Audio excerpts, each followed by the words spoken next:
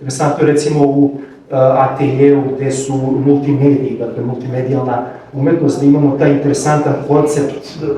gde se naravno svake godine puštaju ti video radovi u toj takozvanoj mini bioskopskoj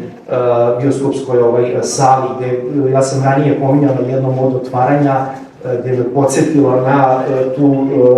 tu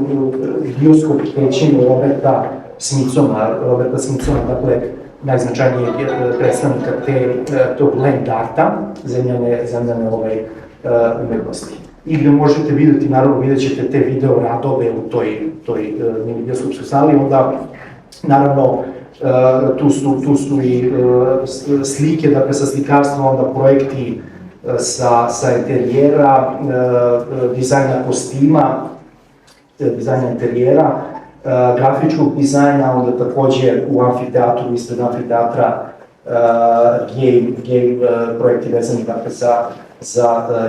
gej art.